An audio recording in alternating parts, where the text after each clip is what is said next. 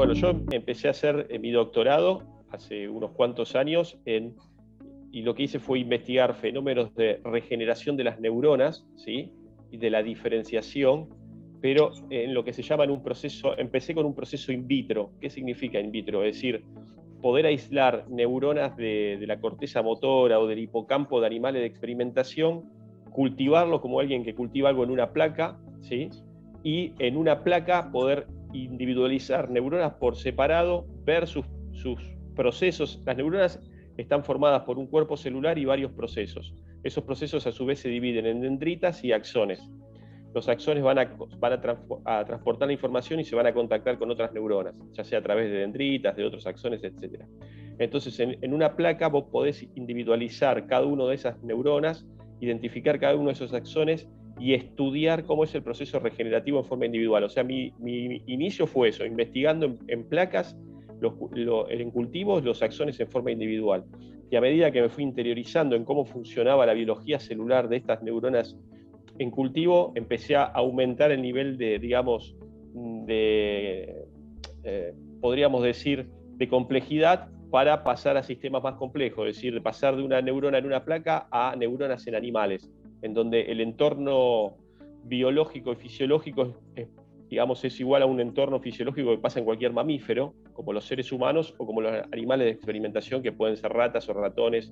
Entonces, ese entorno complejo fisiológico hizo que empiece a investigar en mayor profundidad los fenómenos regenerativos luego de que se producen luego de una lesión espinal, y por qué no son efectivos, y qué debería hacer yo o cualquier científico para incrementar la efectividad de esos procesos biológicos.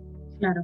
Bueno, ¿y cómo llegás a la proteína que estás utilizando ahora? ¿Qué resultados viste? Bueno, esta proteína se llama netrina 1, ¿sí? Y sí. Más o menos se descubrió hace 20, 21 años.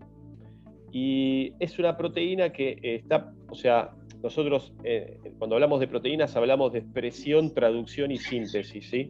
Pero para ponerlo en términos más claros, es una proteína que aparece durante el desarrollo embrionario, en forma muy temprana, ¿sí?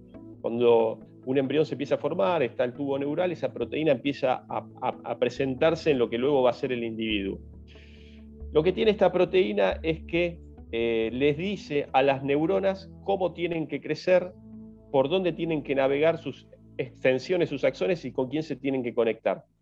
Y particularmente le dicen esta información a un grupo de neuronas que forman una estructura que se llama tracto córtico espinal. Y por ahí puede sonar medio extraño, pero ese tracto córtico espinal son neuronas que están en la corteza motora de los seres humanos, de los mamíferos, en la capa 5, y extienden sus axones hacia la médula espinal y le envían información desde la corteza motora a la médula espinal hacia los músculos de cómo generar un movimiento voluntario y preciso. ¿Qué significa esto? Si yo ahora me quisiera levantar a agarrar un vaso de agua, tendría que activar mi tracto corticoespinal.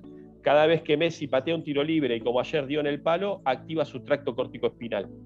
Entonces, en un lesionado espinal, por lo general lo que se lesiona es esa estructura, tracto corticoespinal, y uno pierde la actividad motora voluntaria. Entonces, en base a esa premisa, yo dije, bueno, si netrina hace que los axones del tracto corticoespinal crezcan en una dirección determinada y hacen que crucen, etc., ¿qué pasa si yo en un lesionado espinal, donde tengo cortado ese tracto corticoespinal, le agrego en forma exógena, le inyecto en el sitio de la lesión la proteína netrina 1?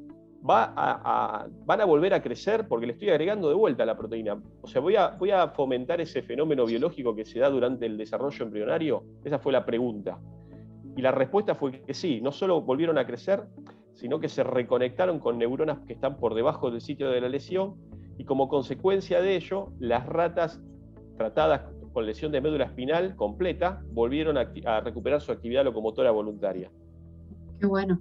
¿Y esto es para algún tipo de lesión o una lesión de nacimiento o una persona que tuvo un accidente y tiene una lesión medular y está en silla de ruedas puede aspirar a alguna expectativa? Mirá, primero te voy a contar cómo funciona más o menos las lesiones de médula espinal. A ver. En su mayor medida, las lesiones de médula espinal se dan por accidentes traumáticos. Mayor medida son accidentes de motos y autos, ¿sí? Y Luego de ello vienen accidentes por elementos cortopunzantes o por práctica de deportes extremos, ¿sí? El rango etario, si bien en Argentina no hay estadísticas fehacientes de incidencia de lesiones de médula espinal, justamente en estos días hay un grupo de médicos de toda Latinoamérica que hicieron un trabajo para evidenciar la incidencia de lesiones de médula espinal en toda América Latina y los rangos etarios de las personas que tienen esta lesión. Y ese trabajo me llegó para mí para revisar. Y bueno, te puedo adelantar que en Latinoamérica los rangos etarios van entre 30 y 39 años. Pero ¿qué pasa? Por lo general, como te dije, son lesiones de accidentes traumáticos en donde hay un traumatismo que genera una contusión en la médula espinal y la lesiona. Sí. Entonces, desde la ciencia básica, que es lo que yo hago, lo que se trata es de generar modelos animales que mejor imiten, ¿sí? O que mejor mimeticen las patologías que se dan en seres humanos. El modelo que yo investigo, que es un modelo de transección, es decir, yo tengo la médula espinal y la corto perfectamente en dos segmentos, ¿sí? Con lo cual desconecto todas las neuronas y todos los axones que están subiendo y bajando. O sea, en una zona de la médula a nivel torácico 10, la médula está cortada en dos, ¿sí? Entonces, ese es un modelo en donde yo me aseguro que no hay una sola neurona conectada, o mejor dicho, que quedaron el 100% de las neuronas o el 99.9% de las neuronas desconectadas, y es un modelo para investigar si hay regeneración y reconexión.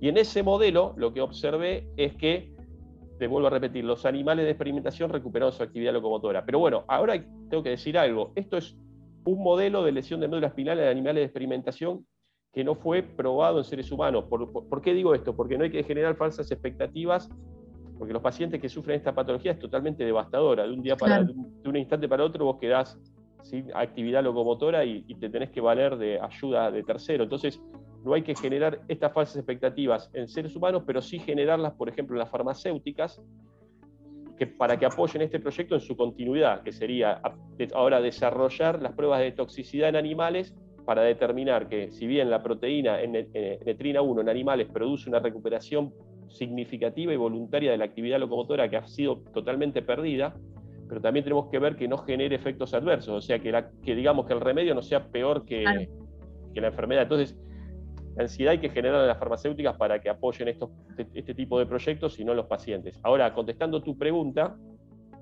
cuando se produce una lesión en un ser humano, por lo general las lesiones en seres humanos no son lesiones completas, sino son lesiones parciales. Por ejemplo, luego un accidente traumático tiene una lesión del 20% de la médula espinal. Eso se llama fase 1. Pero ¿qué pasa? En forma muy temprana, entre 2 semanas y a veces en 3, hay una respuesta inmunológica de la médula espinal que intenta, digamos, limpiar la zona lesionada, que transforma esa lesión del 20% en un 70%. Entonces, el modelo que yo diseñé de investigación apunta a interceder en forma muy temprana para no solo regenerar los axones, sino evitar esa respuesta inflamatoria que es totalmente negativa en función del tiempo.